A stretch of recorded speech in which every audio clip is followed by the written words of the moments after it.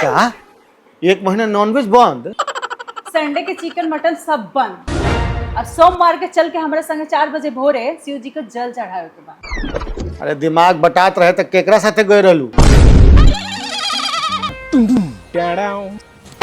ए जी उठी, आज संडे बा, सफाई के टाइम भइल, उठी। ए संडे सुत ना। अरे वो कहले रही नो कि संडे में हम साफ करम, के तेरी सफाई होला हम बताई। चली उठी उठी उठी। एगो काम कर, अगले बेरी नु एगो हम तारा के ऑनलाइन रोबोट खरीद देम सफाई करे वाला, ताकि तू हमार जान छोड़ा। अच्छा एगो बात बताई, आज तक तो एगो काम वाली रखेबे ना कई, आ जब अपना कपारे आई तो कहतनी का कि एगो रोबोट खरीद के दे देम। अच्छा जा गरम गरम चाय बनावा, तब देह में फुर्ती आई, तब हमार दिमाग काम करी। ठीक बा, अब हम अपन दिमाग लगाई। जेकरा पास जौन चीज ना रहेला उ ना खर्च करे के चाहिए। आए हम कहतनी कि जा तू किचन देखा, हम आओ तनी जा। अरे बाप रे। सुनी, आई पूरा हॉल के साफ सफाई करी। आ सुनी, हाई पर्दा उतारी, हाउ पर्दा उतारी, हाउ देखियो जाला, आ हाउ पर्दा देखियो हाई जाला। हमरा के सफाई कर्मचारी समझ लेल बड़ू का? सुनी, हाई पूरा साफ सफाई कइला के बाद हाई सामान के लिस्ट पकड़ी, ठीक बा? माई रे माई, लिस्ट है कि पूरा दुकान 50 किलो चावल, 20 किलो गेहूं, आटा, साबुदाना, मखाना 1 किलो, मूंगफली, वाह ये सब का है? अरे कल से सावन शुरू बा, अब पूरा 1 महीना नॉनवेज ना बनी। क्या? 1 महीना नॉनवेज बंद? संडे के चिकन मटन सब बंद। और सोमवार के चल के हमारे संगे 4 बजे भोरे शिव जी को जल चढ़ावे के बाद। अरे दिमाग बटात रहे तो केकरा साथे गए रहलू? ई दिमाग के देलस? माई देलस।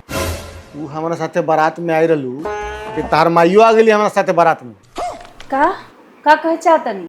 अरे तार माई के तारा घरे ना चलेला का? ना, रोड़ा कैसे पता चलल?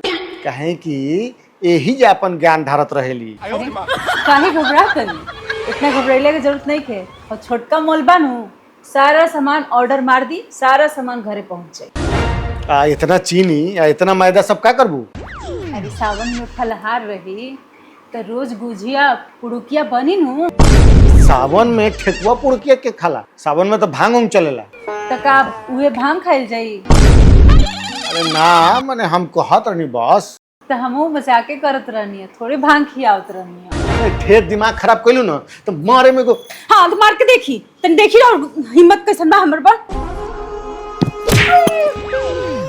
अरे अरे अरे हम मारे थोड़ा नहीं है, आई झोल एगो गिर गेला, वो झाड़त रहनी है, झोल झड़ दी।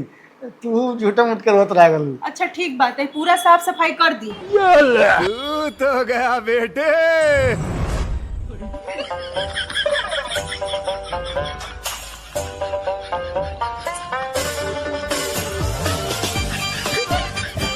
अरे बाप रे, आज तो थका दिले तू। प्रियंका, ए प्रियंका। हाँ अरे पानी ले आवा। अरे बाप रे बाप। अरे वाह, हाँ पूरा घर चमका दिले बानी, वाह। हाँ, दा पानी पिया। ई का है, पूरा सोफा के नीचे इतना गंदगी भर बा। पहले उठी और सोफा घिसकाई और उसके बाद साफ करी।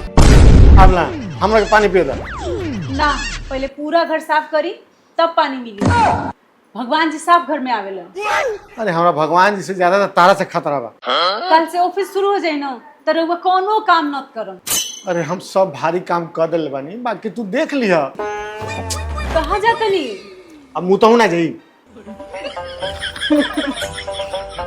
आज इनका से सारा काम करवा के मानो।